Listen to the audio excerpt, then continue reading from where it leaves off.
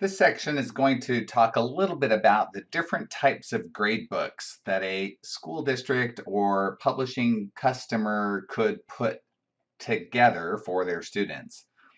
Again, based upon how you configure Buzz, you can then choose whether it's sequentially driven instruction, project-based learning instruction, mastery-based instruction, and we do things a little bit differently for each one of those types of information delivery.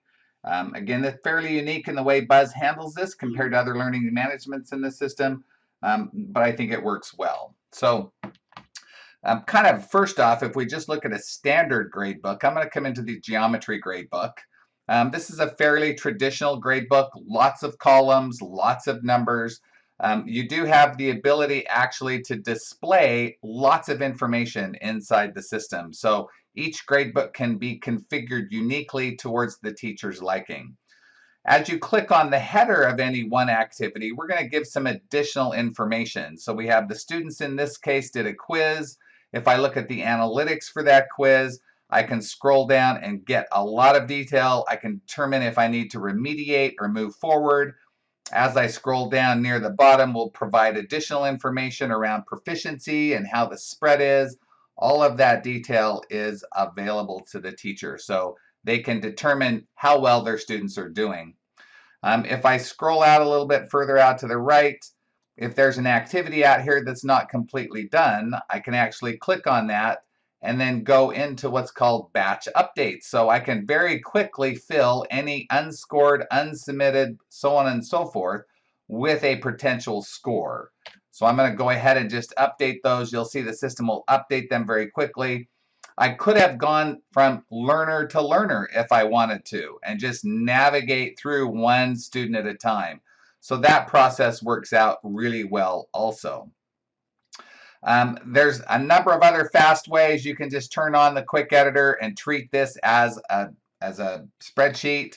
So you just hit enter, and as you go in there, you can type in a score and just away you go. So we try and give teachers lots of ways of working with the detail.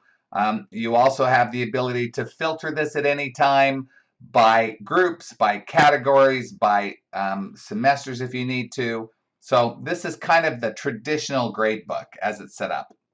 If I come back home, when we come to a PBL setting, in this case I'll go to this gradebook, it presents things very differently because we're more concerned about certain outcomes that show the whole student and how they're doing. Agency, collaboration, written and oral, and knowledge. And so when we look at an activity in a PBL setting and we look at the students connected to them, we can have a very different looking gradebook. We could have an emoji gradebook for a K through 5. It's just a matter of setting it up correctly.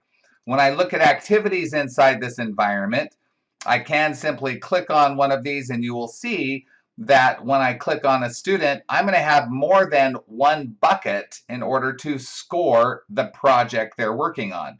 In a traditional gradebook, you usually have one score for the assignment. In this case, I could have one or more buckets to actually gather evidence of student learning.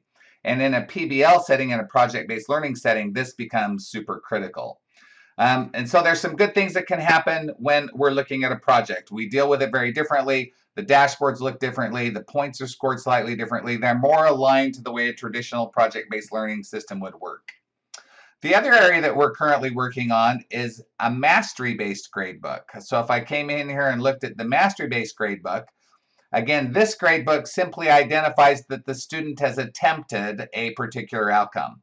And so when I click on the activity, I'm going to see the outcomes that are aligned to that activity, and I will have scored the student based usually on a 1 to 4 or developing to exceeding level, as you would see in a mastery-based model. And I can come in and modify those settings aligned to the outcome.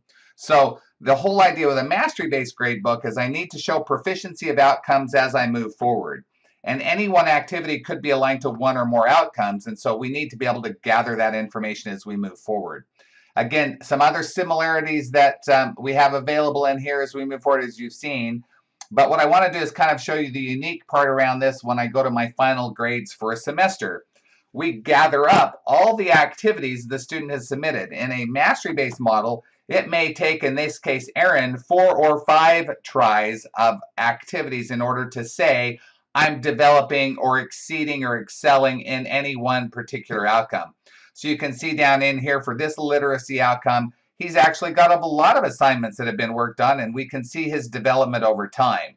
So as I review the outcomes that have been presented for this week or this scoring period or term, I then can give them kind of where I think they are for this term, and then I go ahead and leave a response and submit this. And so this is another way of being able to score. So you have sequential scoring, you have PBL scoring, you have mastery-based models. They're all supported inside Buzz when the system is configured correctly.